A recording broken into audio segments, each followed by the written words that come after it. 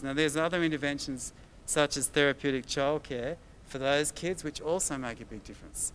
But this is a suite of interventions that we've got to get happening across the NT. Sparling showed that even when you follow the kids up to university, they're 3 or 4 times more likely to have a university degree if they've been through educational daycare prior to 5. So he's followed kids up for a long time. As I said, some of them have hit 30. He's also shown that the mothers of the children who get exposed to this intervention are much more likely to go and get educated themselves. So there's a spin-off. When parents see kids learning and see them developing, they also realise their own capabilities and capacities can be improved.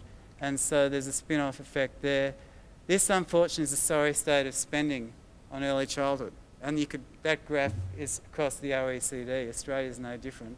But really, most of our public spending happens at the end of life in intensive care units, and very little happens in the early stages of life where we could make the biggest difference, particularly in addressing inequality and the sort of ill health and the gap that exists between Aboriginal people and non-Aboriginal people. How long's that?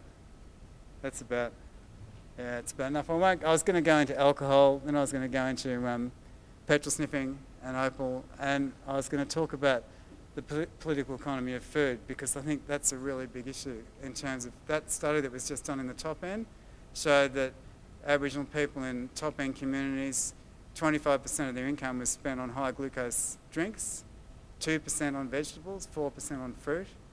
But if you look at what we're advocating, we need a 20% tax on glucose, on added glucose, and then that has to be hypothecated to provide a subsidy for fresh fruit and vegetables. And if you look at the way that the obesity epidemic is shaping across the world, it's really clear that the shift to ultra-processed foods, so in Great Britain, nearly 80% of all calories are now ultra-processed foods, and rather than normal culinary ingredients and semi-processed or unprocessed foods. So instead of cooking, people are just buying things from freezers, ready-made frozen foods, and there's great correlations. The more ultra-processed foods you eat, the greater obesity is in any population. And it's going to take a campaign against the food companies that are producing that stuff, just like it does against the alcohol industry that are peddling cheap alcohol, if we're going to get on top of those sorts of public health issues. And lastly, I was going to talk about inequality. One of the tragedies at the moment is the Labor government the Gillard government is constantly praising the fact that they are the lowest taxing government ever. The percentage of the taxation revenue as a proportion of GDP in Australia has dropped below 22%, and it's going down.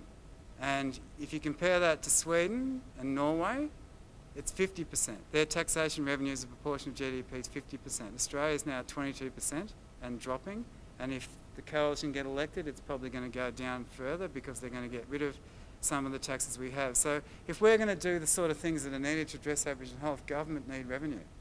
And they're not going to, in a country that's becoming more and more unequal, with a taxation revenue of 21% of GDP, the revenue that's needed to fund these sorts of programs isn't there. And that's why inequality is a big issue, because inequality itself is a major threat to public health, because we know more equal societies are healthier. But when you also think about the fact that if you haven't got a progressive taxation system, or you don't have enough revenue to fund the very programs that can then, in a bottom-up way, address inequality, because there's 2 ways to address inequality. If you make all kids equal by age 5, you'll address it that way, and that's really what Japan's tried to do. Whereas if you redistribute, like the Norway, Swedens of this world have done, you can also address inequality as well. You need to do both. We're not doing either in Australia, and so I think that's why, back to the initial graph I showed you, I think it's going to get stuck. And the gap's not going to keep closing if we don't start to address early childhood. The one important thing is the data from the 2012 AEDI score is not published yet, but I saw it last week, and there's been a significant improvement, 4% across the board, but a significant improvement. So that's now done every 3 years, and it gives us a basis for measuring what effect we're having in early childhood. But I think I can make the rest of that available and people can have a look at it, but that'll do for now. Thank you.